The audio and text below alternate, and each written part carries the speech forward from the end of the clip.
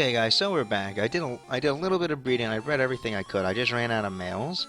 Unfortunately, it happens. You have to bless the eggs, but even then, you still are down technically a couple monsters, and it happens. So right now, what we're gonna do is I was grinding in pirate for quite a while. Not too long, just enough to get these guys here above level 10. I have Walrus Man, a Wind Beast, and Misty Wing. The Wind Beast is +1, the Misty Wing is +3, and same thing with the Walrus Man. So we should be okay for the first part of Ice. I'm not actually too sure about that, but before we do any of that, I just realized that there is something we need to do, and this is a really good time to do it because I don't have a mate for that spot slime that we picked up, and I did mention at some point it was going to be important. So I figured we might as well go take care of that just really quickly, and I just kind of forgot about that. So I'm going to drop off Wind Beast here real quick, and I'm going to pick up the Spot Slime. Now, I understand this is kind of weird because, like, well, you're not really going to use Spot Slime, you're just going to, probably do something with it, like give it away, and that's exactly what I'm going to do. And there's a reason for this, because it opens up a boss battle later at the end of the game, and it's something you kind of want to do. So what you're going to do here is you're going to take your Spot Slime, you're going to come over here, and you're going to talk to the father. She seems so sad by herself, and oh, you're so lucky, Hans. I wish I had one. Your Spot Slime is adorable. Can I have it? You want to say yes, so you want to give her a Spot Slime. And she names her Spot Slime Butch. So, that's a really important thing to do, because you're going to open up a boss battle later in the game. And you talk to this guy, and he gives you a life acorn. I know it sounds weird, but right now the reward isn't really the life acorn. It's just being able to do something like that. And real quick, I'm going to drop off the tiny metal in my inventory here.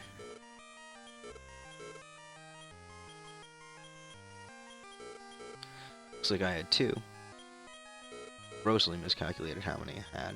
I'm going to probably sell a few things really quickly, and then I'm going to try and buy some food, just so we can try and befriend some of the monsters, because I am really, really desperate right now for some actual stuff to give. So I'm going to sell the herbs really quickly. I'm going to sell the antidote, clear up some inventory space. I sell the warp, it's not really useful. I'll keep one. I'm going to sell the friends, because they provide a lot of money, and these monsters, I mean, yes, it's going to be really useful to have those things, but it's not going to be too useful. I'm going to buy some pork chops just really quick. Hopefully we get a monster. Chances are probably not with pork chops. Beef jerky is almost, negligible. There's no real point in doing that. So I'm just going to go real quick here. And I can pick up either my one-eye clown.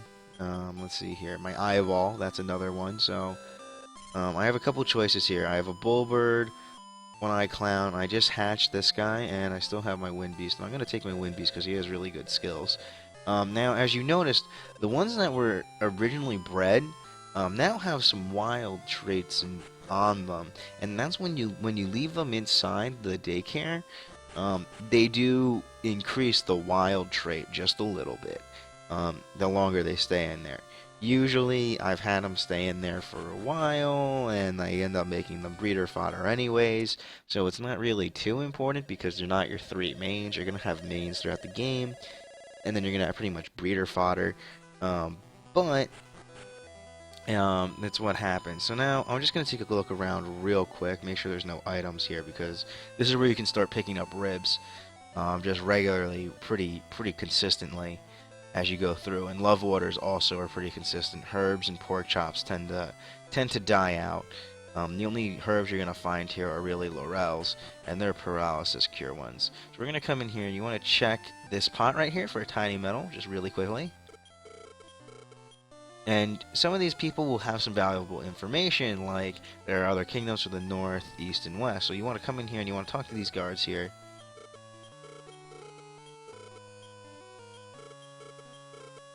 So, basically what happens here is that what has happened is now there's the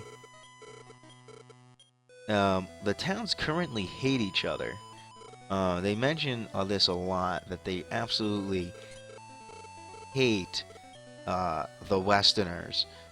And this right here, if you know anything about history, is pretty much Eastern and Western Germany um, to a T in this game. And this is the first encounter we're gonna get. And these monsters are a bit more powerful than the guys you would normally find in Pirate World. I am gonna pork chop them here because they're all gonna be above level 10. And I didn't do too much damage there, obviously, but it's gonna happen. And Pika's obviously my main hitter here. Right now, I think right now what I'm gonna do here is I'm gonna do just anything on the sack here. They're all beasts. I'm gonna do Frigid Air on these guys, and then I'm gonna probably use Infernos, the step up from the Infer spell, and that's basically, you know, just a wind spell. He's gonna do some more damage relatively quickly, and that's why I decided to keep Wind Beast, because he has a high amount of mana, and he also just naturally all of them do. They all have a high amount of mana, and they all have decent stats. They have decent HP, and they can do a lot of damage relatively quickly. Unfortunately, the problem is you almost always have to command them. They're not really big on using their own magic, which is kind of disappointing, but it's obvious.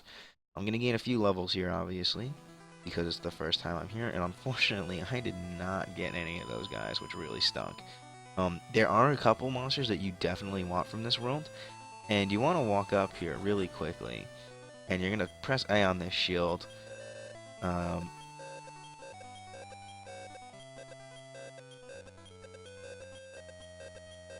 And she says that you need to go and be her envoy because you need to relieve all this hatred in people's hearts. And this is the first instance of a key item, but that's going to relatively take up a lot of inventory space, and it's the crest.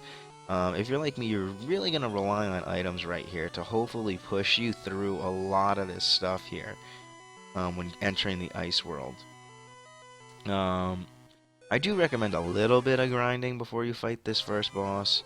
Obviously, you're not going to fight the first boss right away, but these guys right here are the guys you want. Not the Beast Knight, but you want the Gupples. And the Gupples are important because they're really necessary for almost every long breeding chain in the game.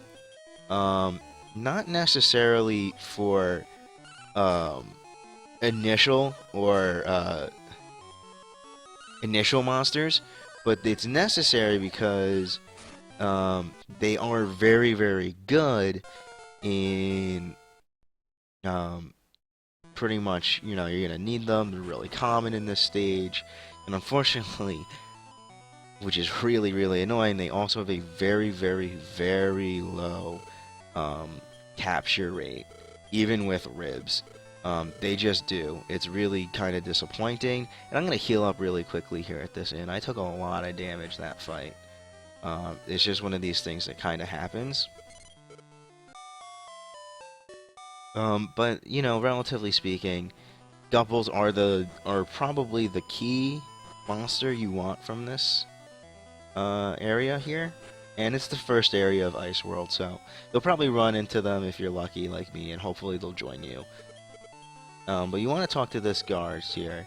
You prove that you have the crest and that you're an envoy of the spirit, and you get to now explore the castle. There's nothing really in here right now, so you're better off just, you know, not dealing with it. And you come in here and you talk to His Majesty. And so he tells you that the border is closed as long as the Westerners are at the mine and they're fighting over this gold. And so you're like, well, okay, fine. We're gonna go now and solve his little solution problem. Why did I say solution problem? Ugh. His gold problem, and come up with a plausible solution, and that is pretty much beat the crap out of everybody. No, a rib. So I just want to get into an encounter really quickly so I can pick this up. No game? Really? Okay. It's odd. Usually I usually get more monsters, but this is relatively nice in the sense that I can just use a seed really quickly. Oh, and as I do it, okay. Alright, game. Yeah, I'll drop a pork chop on you guys. You're both monsters that are relatively decent to get, Wing Slime being one of them, and the other one being the Yeti. The Yeti is useful near the end of a couple breeding chains because he can be substituted for some monsters, but he's not really particularly great within himself. If you have the options to breed a Yeti, by all means do it. He's relatively decent and will do you a lot of favors. He learns a couple spells, mostly Lush Licks, which lead into Sick Lick, and that's a very, very, very good spell, in my opinion. Now, where is this mine? If I remember correctly, it's over this way in Gupples. Yay! Whenever you see a Gupple, you pretty much just want to rib it. Just throw a rib at it. Otherwise, you just want to throw pork chops at pretty much everything in this game. Until obviously ribs become the next pork chops, and then after that ribs will become the next pork chops, and then after that the best item in the game, which is almost a guarantee, the sirloin, they will eventually become like beef jerky, and you pretty much almost always have a guaranteed monster. I am getting really unlucky with these monster drops. Usually you pick up at least one or two by now. Gizmo's also a good monster that you also want, so I feel comfortable dropping a rib off on both of these guys. Gizmo, Gupple, Hammerhood not so much. If I get stuck with a Hammerman, later called Hammerhoods in the later Dragon Warrior games, by the way, it's actually probably a little worse, because Hammerman doesn't really open up any avenues just as much as Gupple does. And Gupple opens up a couple avenues because of his stats. Not really his stats, but what he makes is a really, really powerful monster. And I'm going to take him. You can just go back to the farm. You're going to be breeder fodder. And he's really unique. He opens up a lot of combos. And he's probably the first instance of a monster in this game that I will say, if you want to beat the game with really, really cool monsters, you must absolutely pick him up. There's absolutely no exception to this rule. There is no substitution at this rate. It's just how it is. You have to pick him up if you want something really cool later on in the game. Usually after this level. And it opens up a lot of breeding paths. You get a little powerful monsters. Basically, you can come in here, and you can go up on the upper floor. And everyone's complaining that you can, that there's a boulders breaking the way. But you're gonna come up here real quick, grab this treasure chest, because you want this item here, the Vitality Belt. Raises max HP by 30. I'm gonna put it on Hyde because Hyde is getting devastated with all of these attacks. I'm going to use my World Dew because it's pretty much a free heal for all my guys here really quickly. It's unfortunate. What do I got here? Okay, these guys again. Oop, I meant to use a pork chop, but okay. Goopy is an interesting monster, though not great. Mummy is just awful in general. But he does open up a couple breeding avenues to pretty good monsters if you're lucky to if you decide to pick him up. In my opinion, these monsters are worth picking up with pork chops, nothing more, at this stage, because ribs are very expensive for you at this point. Whenever you see gold on the map, pretty much go over and pick it up. So, pretty much ends that summary. Now, the Tree Boy here, interestingly enough, he's okay to pick up. He does some good things. He does some other things that are not very useful. One of them being is that he learns some interesting spells, and he might be worth picking up just because of that, but don't stress if you don't pick him up at all. It's gonna happen. Oh, looks, speaking of stuff, no, I'm not gonna do either of these. They don't really do anything for the match, and they don't really do anything in the field. So that brings me to the next thing here. As you can see, I had a couple things that dealt with the field. And the first one here is a skill called Informer. And it tells you what monsters are around in areas. Now this is very useful very later in the game. Not so now. Map magic, and you can't really use it because there's no, there's no terrain to look after here. And these guys are the blue guys, are the Westerners. They're the people that are supposedly fighting with you guys, but they're not really worth your trouble. What I do recommend, however, is you go around here, and you're going to try and pick up some monsters. The Droll is one I definitely do not recommend, but if you get stuck with one, you get stuck with one. It happens. You just breeder fodder them into +1s. And this one's a male, so that's really good for me because I don't have any more males. So I'm just going to send them back to the farm. He's going to be breeder fodder.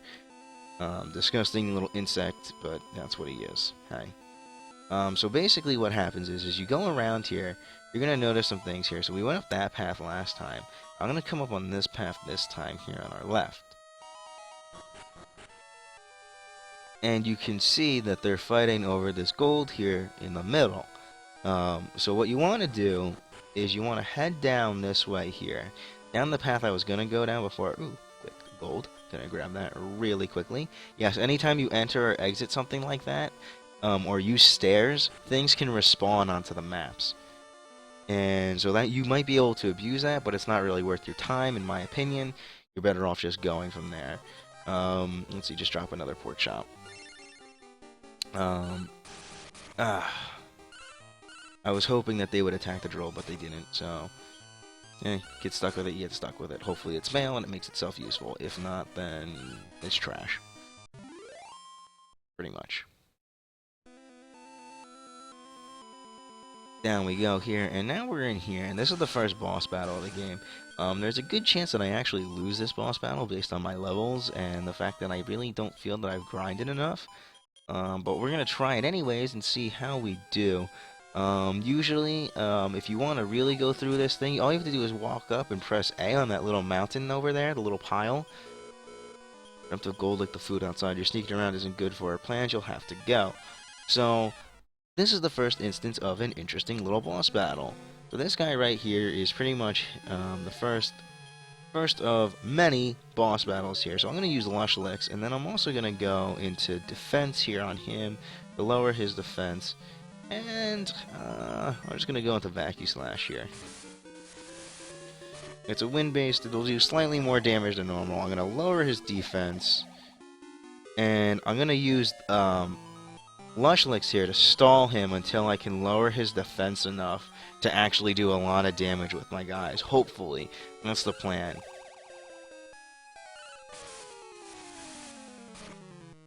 And now you can see that the Vacuum Slash did 44 damage, and instead of 27. Now the Bob Craig building power is a bad thing. I want to stop that, so I'm going to try using Lush Licks again. And this is just something I picked up.